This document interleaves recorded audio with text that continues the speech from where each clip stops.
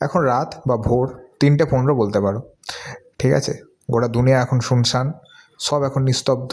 আর আমি বেরিয়ে সবার আগে গেটগুলোকে খুলছি, কারণ আমাদের গন্তব্য এখন নৈহাটি। বাইরে অটো দাঁড়িয়ে, এই যে দিদি আর পিসিরাও বেরিয়ে পড়েছে। আর ওই যে আমাদের অটোটা দাঁড়িয়ে, সারা রাত বলতে পারো ঘুমই হয়নি। রাস্তাও দেখতে পাচ্ছি ফাঁকাই আছে, কিন্তু না, একবারে ফাঁকা নেই, কারণ অনেকেই দেখছি ঠাকুর দেখে বাড়ি ফিরছিল। আর 2-4টে ছোটো বড়ো গাড়ি তো রয়েইছে।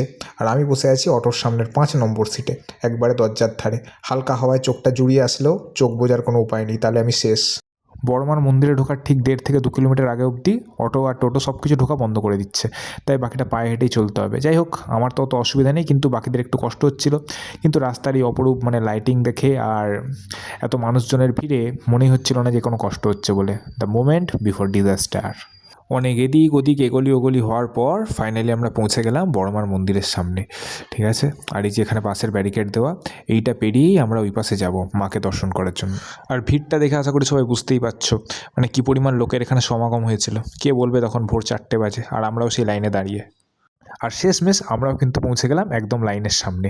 হ্যাঁ, একটু ভিড় ছিল, তবে এটা যে আমার প্রথম আসা তা নয়। এর আগে আমি এসেছিলাম 2022 সালে।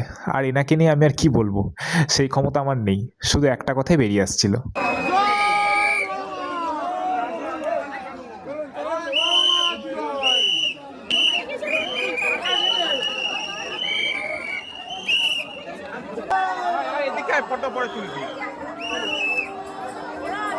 তো অনেক ভিড় ঠেলে ক্লান্ত হয়ে এবার আমাদের বাড়ি ফেরার পালা।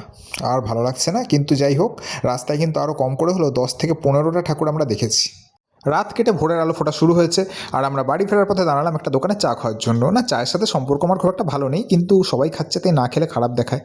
এখানে চা খেতে না আসলে বুঝতেই পারতাম না যে এই যে চা দোকানের কাকু রয়েছেন, ইনি কিন্তু মেসি সহ পুরো আর্জেন্টিনার একজন অনেক বড় ভক্ত। পেপারে ওনার ব্যাপারে অনেক আর্টিকেল ছেপেছে, অজান্তেই এসে অনেক ভালো লাগলো। বাড়ি এসে ড্রেস চেঞ্জ করে ফ্রেশ হয়ে বসে পড়লাম ব্রেকফাস্ট করতে। আর ব্রেকফাস্টে ছিল 3টে পরোটা, আনলিমিটেড তরকারি, ও বাবা সাথে থেকে আবার ছোলার ডালও দিয়ে গেছে। আর এই লঙ্কা কখনো আমার পিছুই ছাড়ছে না। আগেই তো বলেছি যে আগের দিন ঘুম একটু কম হয়েছে, আর হই হট্টগোল হয়েছে বেশি, যার জন্য মাথাটা খুব ব্যথা করছিল। পিসি বললো তেল মালিশ করে দিচ্ছি, তারপরে চুপচাপ গিয়ে ঘুমো। কিন্তু ঘুমো বললেই কি আর ঘুমানো যায়? আমি চলে এসেছি এখন গঙ্গার ধারে একটু ভালো টাইম স্পেন্ড করতে। এই গঙ্গার ধারে আমার অনেক স্মৃতি রয়েছে। তারপর দিদি এলো পাড়ার শিব মন্দিরে একটু পুজো দিতে, যার জন্য আমিও তার পিছু পিছু ঢুকে পড়লাম। আর আমাকে সেই মুহূর্তেই যেন কে একটা ফোন করলো, মুখে হাসি আর আমার ধরছে না। আর লাঞ্চে ছিল ভাত, ডাল, আলু ভাজা, পটল আলুর তরকারি আর কাতলা কালিয়া। খেতে তো বস দারুণ টেস্টি হয়েছিল। খেয়ে এবার আমি ঘুম দেবো। টানা 1.5 ঘন্টা ঘুমানোর পর এনার্জি যেন আবার রিজেনারেট হয়ে গেছে। একটু পরেই খালি সন্ধ্যা হবে, তার অপেক্ষাতেই আছি। তার একটু পরেই সন্ধ্যা হতে আমি, দিদি আর সৌভিকদা বেরিয়ে পড়লাম ঘোরার জন্য। আর কি সৌভিকদাতা কি দেখছে বারবার, ও আচ্ছা আমাদেরকে সাইড হতে বলছিল, ভুলে গেছিলাম। আর প্রথম ঠাকুর দেখতে ঢুকে আমাদের সাথে স্ক্যাম হয়ে গেল। শুনেছিলাম এখানে নাকি জ্যান্ত ভূত করেছে, কিন্তু কোথায়? আশেপাশে তো কোনো ভূতের চিহ্ন মাত্র নেই। মাথা খারাপ হয়ে। তবে এই প্যান্ডেলটা কিন্তু আমার অনেক সুন্দর লেগেছে। ভিতরে এত সুন্দর কাজ করেছে, চারপাশটা দেখার মতো একেবারে। উপরে দেখছি লণ্ঠন ঝুলছে, আর নিচে মায়ের প্রতিমাটা অসম্ভব সুন্দর। তারপর আমরা টোটো করে চলে এলাম এই মহাবীরতলার মাঠে, যেখানে এসেই দেখি একটা ভূত আমাদেরকে ওয়েলকাম জানালো ফাইনালি। না না, এটা বকুলতলার মেলা না, কিন্তু ভিড় ভালোই হয়েছে। আর এই প্যান্ডেলটা এটা হয়েছে এবছরের নাকি সেরা থিম। চলো ঢুকে দেখি। তোমরা এক নজরে এই সুন্দর প্যান্ডেল আর থিমটা দেখে নাও। আর থিম করেছিল হারিয়ে যাওয়া শৈশব। আর এই যে ঠাকুরটা দেখছো, ঠাকুরটা নাকি রূপোর কয়েন দিয়ে তৈরি। যাই হোক, দেখতে কিন্তু বস দারুণ লাগছিল চারপাশটা। অনেক ঘোরাঘুরির পর সবাই বললো খিদে পাচ্ছে, যার জন্য পাপড়ি চাট কিনে নিলাম, যেটা খেতে একদম বেকার ছিল, কিন্তু খেতে হলো বাধ্য হয়ে। পাপড়ি চাটে দুঃখ বলতে আমরা নিয়ে নিলাম এই 1 প্লেট ভেলপুরি। যা বুঝলাম আবারও আমরা ভুল করেছি। খেতে এটা অতটাও ভালো না, কিন্তু হ্যাঁ, প্রত্যেকটা কোয়ালিটি ভালো, ম্যাটেরিয়ালসও ভালো, কিন্তু টেস্টটাই শুধু ভালো না। কিন্তু সব কিছুর পরে এই ভেজ মোমোই আমাদের মুখের টেস্টটা ফাইনালি ফিরিয়ে আনলো। উফ, শান্তি একদম।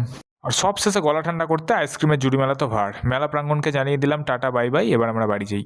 আর রাতে হয়েছিল গরম গরম ধোঁয়া ওঠা মাটন আর রুটি। হ্যাঁ, ভাত বাকিরা খেয়েছিল, কিন্তু আমি ভাই রুটিতেই অভ্যস্ত, তাই আমি রুটি খেয়েছি। আর মাংসটা ছিল পুরো একদম লাল লাল ঝাল ঝাল, আর সেই সাথে পুরো নরম, একবারে বলে কাজ নেই। আমি শুধু খেয়েই যাচ্ছি, আমার শুধু ক্যালোরি জমাই হচ্ছে, বার্ন করা আর হচ্ছে না। আপাতত খাই। আর সেদিন কিন্তু আমি অনেক রাত অব্দি ছাদে বসে আলোর খেলা উপভোগ করছিলাম। তো চলো আপাতত বাই, দেখা হচ্ছে পরের দিনের ভাইফোঁটার ব্লগে। টাটা।